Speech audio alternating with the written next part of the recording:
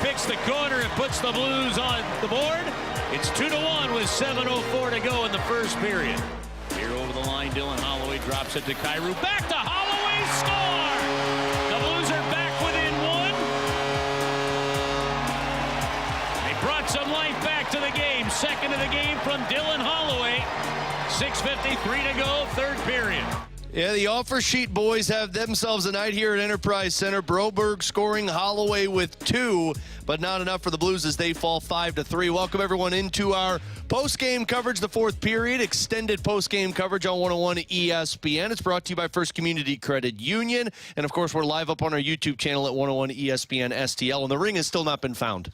We have not found the ring. We have not found the ring yet. Joey and I have been paying close attention. Curbs is down there trying to see if he can find it. They got a heck of a team down there. What have we recruited? About 4 or 5 guys? 5 gentlemen down there. They have flashlights. We're trying to figure out, did it hit that 300 section and pop over the ledge to go down to the 100 section? And, I don't know. It's hard to tell. I'm trying to remember what I heard. They're saying we heard a ping. 2 pings. And I heard a ping as well.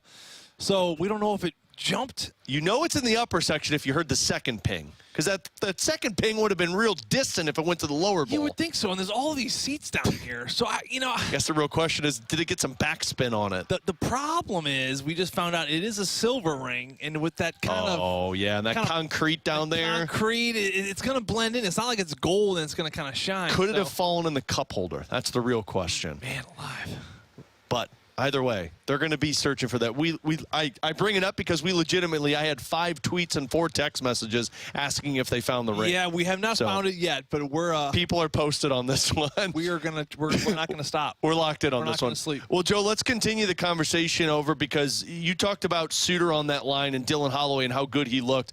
I couldn't help but notice that line every time they took the ice. Yeah. I think I questioned at the beginning of training camp why you would try Suter because Schenn looked so good there. But if you're Jim Montgomery, you know what Schenn is with Kyrou and Holloway. You saw it for half a season last year. But Suter might be something that provides more. And if that's the case, you have to try it. And it felt like they had chemistry tonight. I do too. Yeah, I thought they looked very solid. To me, I think that, Pius Suter really established himself with being the middle of 2 guys that can make plays and can score goals. I think Pius Suter gives that line something different that maybe Schenn can't. I think that, his playmaking ability, I think his intelligence, maybe the chemistry of knowing where the shooters are and finding those spots and spaces, I think it's there. You see it. He did this in Vancouver, whether it be with Brock Besser or Pedersen, he found a way to just find those shooters. And I think Braden certainly brings a different element to the game of physicality. There's a different type of intelligence with Braden, game management, understanding where to put pucks in the right areas at certain times of the game, where I think Suter's more of just that natural, intelligent playmaker. So they both offer some different things, different dynamics. But right now, I think that Suter came in to this game understanding kind of what this game meant. They're going to see if the chemistry's there. We saw it from the get-go.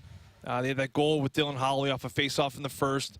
And then, of course, another goal by Holloway off a rush chance, which was a beautiful setup from Jordan Kyrou. But they were making plays all over the ice. It wasn't just the 2 goals. They had plenty of scoring chances.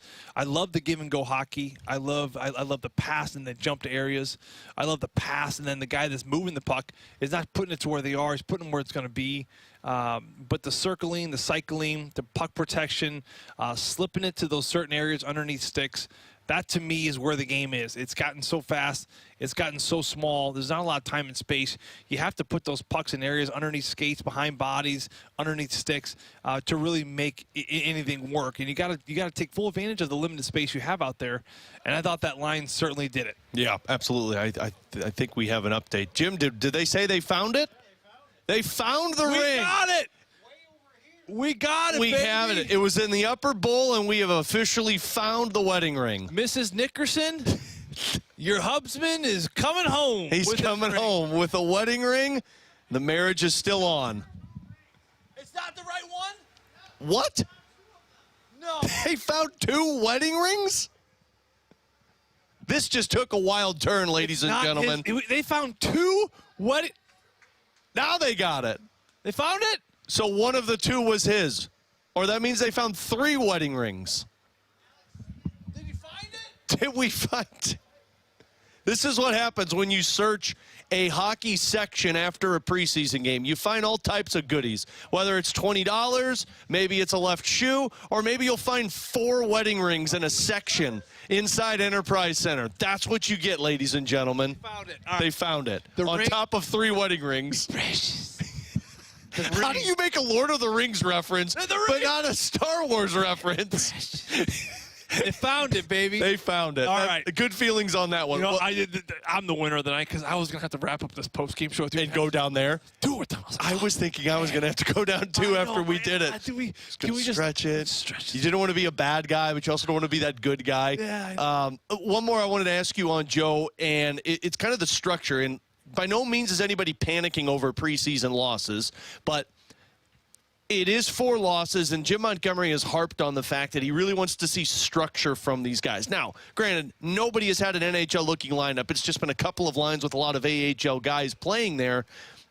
Is the structure not being found yet a concern at all, or do you think these last 2 games you can get to that? You definitely can. Listen, this is such a lineup where it's just a mixed match of different players, and yeah, you have veteran players out there, but you got them in roles they aren't familiar with, like, you know, Matthew Joseph playing center. You know, Milan Lucic has only played a couple games in the last 2 years. I mean, you got a lot of different stories of guys just in and out. You know, Otto Stenberg, I thought he looked really good here tonight. Is he going to really be a right wing on that third line? You know, I don't know. It's different situations. I like Nick Bukestad on the wing. I do too. I was thinking the same thing. I don't like his size at center. I like it wing style. I do too. So to me, does he move from the middle, which he was tonight? Do you move him to a wing? So it's just a lot of new pieces. I mean, Jim Montgomery's got new toys. You got to figure out how to make these toys work and click and have chemistry. So I think Bukestad's going to move back to the wing. I think he's going to kind of find himself on a third line. Do you think he's that third line answer that we talked about? I do. I think right now, to me, he's a big body that can really complement Braden Shen's line on that third line with, let's call it a Jake Neighbors for now. So there's just so many pieces. But is there panic? No. You have those top 6 guys that they're ready to go. You see them in practice. You see life. You see sparks. You see the Thomases and the Kyrous, and now you saw the Dylan Holloway for 2 games to really stand out. The Suter Holloway Kyrou line, to me, you're good. Yeah. The Robert Thomas, Buchnevich, and Snuggerud, you know what they're going to bring. That's your top 6. I think the Shen line with Neighbors, that's a pair that's been solid for a couple of years. You know they're going to be good. And is it a Bukestad that complements them, and they're ready to rock and roll? You know, the fourth line's a little concerning because they have so many pieces. They have Lucic. They have Joseph. They have Texier. They have Sundqvist. They have Walker. They have Torpchenko. I mean, there's a lot of players in that mix. You know, who stays? Someone's got to go, right, assuming they carry 7D. So someone's got to go out of that mix of forwards. So you don't know who that's going to be. Is it Sundqvist that plays in the middle? They tried Nathan Walker in the middle a little bit during the preseason. And it's the fourth line. So you're thinking, why panic? Well, the fourth line plays meaningful minutes here. They're a dynamic line. They were the catalyst for the turnaround last year. So it's not just a fourth line. It's a line that's going to play meaningful, purposeful hockey for this team. So I think that to me is now going to be the biggest question mark heading into these next couple games in preseason. Ultimately, next week heading into the opening game against the Minnesota Wild when they host them. So with all that being said, Alex, I would say that there is zero room for panic, and they have enough players to certainly find a groove. Here comes the Magic Man himself. Although you didn't find it, did you? Yeah. No, I didn't find it. It was Alex who found it. Alex found it. Yeah. Curbs, Joey made a Lord of the Rings reference. Here's the deal. The moment Trevor gets in and starts playing stuff, pull him over here, get him on the air, and ask him about it. We'll have to do that. That's not a bad idea. Had put Trevor on to do it at an interview. I guarantee he'll shake his head and say no way on that one. But that's a Chris Kerber show up right there on the post-game show. One more, and then we'll let you go here, Joe. Because of what you're talking about, do you feel like the final roster decisions are kind of already made then? If Dvorsky's might be going down and Stenberg tonight, is it down to those Joseph, Texier, and Lucic, and the decision is just two of those three? I don't know if Dalibor Dvorsky has done enough up to this point to really push out a veteran player. I don't know. I think that Joseph brings an element. I think Sundqvist brings an element. I think that Texier brings a different element. I mean, here's the deal. I think Dvorsky and Stenberg, Kaskamaki, who also played in the game here, I think they would have to do a lot you know, I go back to a comment that Jim Montgomery made second day at camp. You know, being good, you can't just be good to make a team, especially a young player. You got to be great. You got to excel. You got to stand out, and you got to stand out consistently. I don't know if we've had one young player stand out consistently. You know, I look at Dalibor Dvorsky. He's made great steps, great strides. He's going to play in the NHL. Is he there yet? I don't know. I think there's a couple turnovers in the game. There's some low percentage, high-risk hockey I think they're still seeing. It's that puck management, you know, making sure you're not coughing pucks up, making sure you're not hope passing, guess passes through the middle of the ice. I think we're seeing a little bit too much of that from him. You know, Otto Stenberg, I think, is a little bit closer in my mind. And he plays that wing position, which the Blues have that hole on the third line. So if there was still going to be a player that can really maybe even get into one more game, maybe call it a Thursday game against the Senators, it could be Stenberg.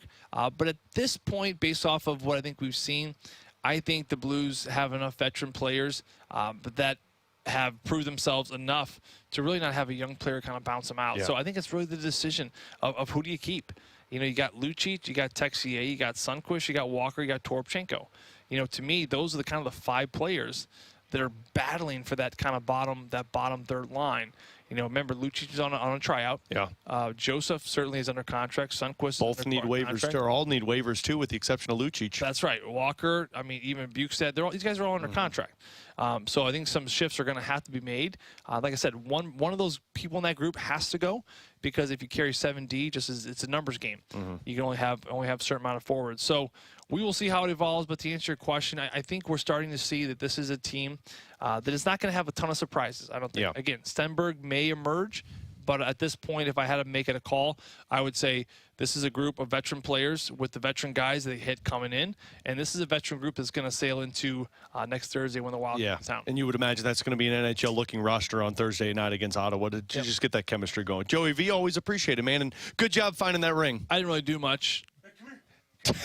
They're trying to convince the ringmaster to find the ring. Curbs jump on the air. Saying no. Trying to interview the guy that lost his ring and how relieved he is that he found it. Yeah, he said absolutely not. He looks good. Yeah, He looks he's good. happy He looks right happy. now. He's going home happy. His wife's happy after happy. Joey called him out. Joe, appreciate it, buddy. We'll see you Thursday. Thank you, Alex. Thank you, guys. He's Joe Vitale. That's tonight's Ted Drew's 3 takeaways. We'll take a break. We'll come back, hear from Jim Montgomery on the Blues Postgame Show, the 4th period here on 101 ESPN. Winter is coming fast, and just like a great hockey team, your home needs a solid defense. At Scott Lee Heating Company, we've been keeping families safe and comfortable for over 40 years. As a Mitsubishi Electric Elite contractor, our precision furnace maintenance is your power play against the cold. Call 314-756-9444 today, or request service online at scottleeheating.com. Stay warm. The Scott Lee way. Your home comfort, always a winning goal. Scott Lee Heating Company, your veteran, locally owned and operated Mitsubishi Electric Elite contractor. St. Louis. When the puck drops and your team hits the ice, you need a beer that plays just as hard. Zwickle Light from Urban Chestnut Brewing Company. Crisp, refreshing, and only 95 calories and 3.7 grams of carbs. Whether you're rinkside or couch side, when you're with Zwickle Light, you've got hometown flavor in your hand. Live your light style, St. Louis. Zwickle Light. Zwickle Light, the unofficial beer of St. Louis hockey.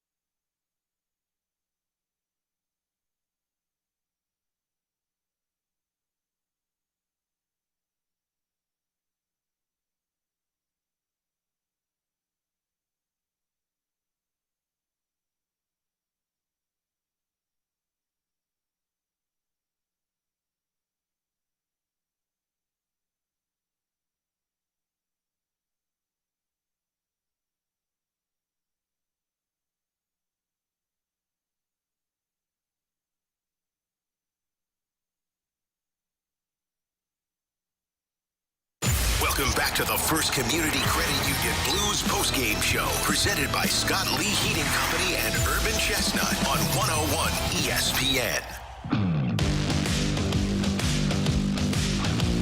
Final time here on our extended post-game coverage. The fourth period is brought to you by First Community Credit Union. Alex Ferrario back with you at Enterprise Center as the Blues fell to the Dallas Stars 5-3. I had some comments over on the YouTube chat after Joey and I were talking saying, I can't believe you guys aren't panicking. 0-4 in preseason is not good. It is just so hard to panic when you just look at some of these line combinations that they have thrown out there. Like tonight, you had one line that is a line that realistically you could see in an NHL game, and that's Holloway, Suter, and Kyrou. But with the exception of that, it's some guys that are probably destined for the American Hockey League. And just go back a couple of games ago, like it was Neighbor, Shannon, Joseph. It was Pekarczyk, Dvorsky, Carbonneau, Walker, Sundqvist, Luff. I mean, of those names that I just mentioned, 7 of them are playing out of place where they typically would be.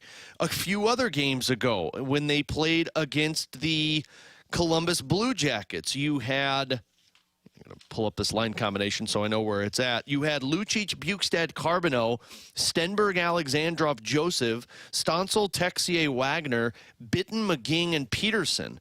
And then in the first preseason game, you had Holloway with Dvorsky and Stenberg. You had Toropchenko, Walker, and Kaskamaki. Like, the point I'm trying to make is it's hard to sit here and act like 0-4 is a panic situation. Sure, you want to be playing better, and sure, you'd like to have a little bit more structure to your game, but up until most likely Thursday, you haven't had consistent line combinations of what an NHL roster would look like. So if there's concern over, there's not enough time to get the chemistry that you want, that's understandable. And you'll have to wait to find out what it looks like on Thursday in preseason, Saturday in preseason, and then, of course, once they open up the season against the Minnesota Wild. But 0-4 is just not something in preseason that I can get too much on the panic bus about. I want to wait and see what this looks like with a full slate of line, because we know how this works.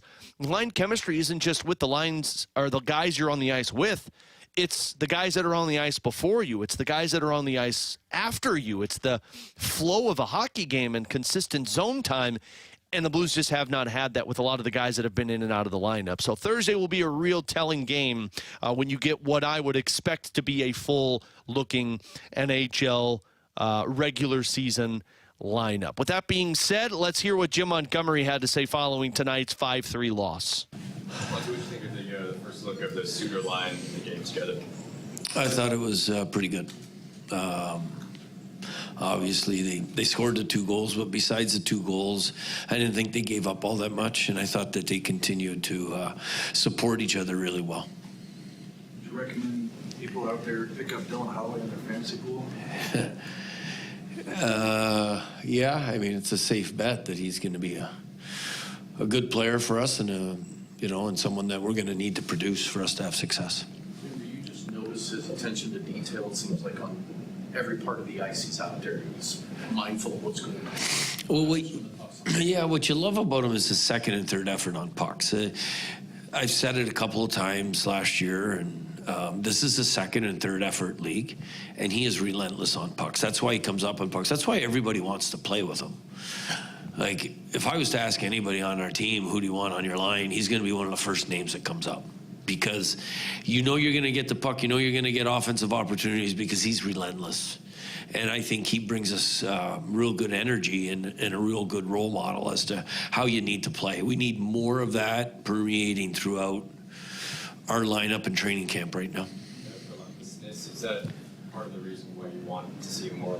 I know it's only one shift tonight, but it seems like well, he's just in tremendous shape. He can handle a lot of ice.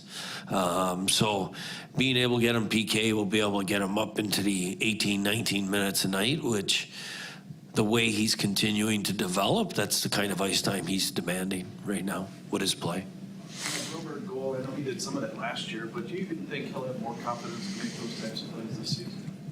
Yes, I do. I think he's really starting to understand how gifted he is as an athletic hockey player. And what I really liked is, like, I didn't think Broby had the best first period, but he responded and, within the game, found his game and became dominant in the second period. And I thought he was good in the third. So it's good because there was a lot of times last year, and I thought he started to do that at the end of the season last year. But when he would kind of have an off period, he'd get down on himself. And I could see him talking to himself tonight. I was watching him, and he talked himself into being a good player tonight. And that's a real good sign of a young pro becoming a better pro.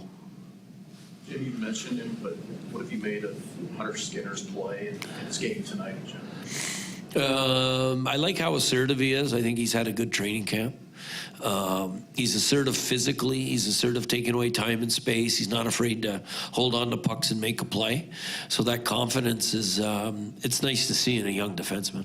Is he just making those subtle little plays out there too? He's made a couple of slip plays that were really nice, found the middle of the ice.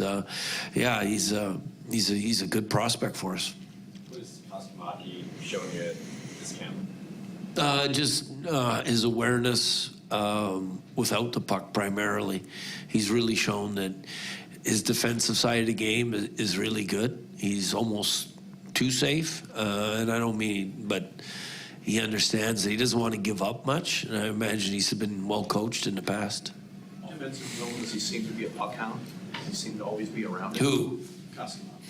He seems to be a puck hound on top of pucks, and he's always on the right side, so he seems to be able to be in a good position to hound pucks. Jim, I know we've asked you a lot about Lucic lately, but just because he played another game tonight, I know he's coming off the injury. What do you see tonight? I thought he skated much better. I thought he was around the puck. I thought he caused disruptive plays. And I think, next couple of games with the opportunity, he's going to be able to make more. We got to see more with the puck, but we know he's capable of it. It was good to see him have a good game. There you go. It's Jim Montgomery following tonight's 5-3 loss. And we can end on that Milan Lucic note because I do think that's interesting, tied into what I asked Joey before we wrapped up about this competition. 13:06 for Milan Lucic tonight. Had 5 hits, and that was about it. No shot attempts, no takeaways, no blocked shots. Didn't play any penalty kill, didn't play any power play. Took 17 shifts.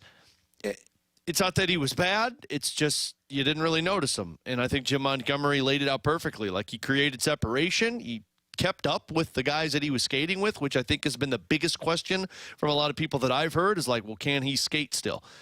To me, that wasn't an issue for Lucic. It's what do you do away from the puck and what do you do with the puck? Can you keep plays alive?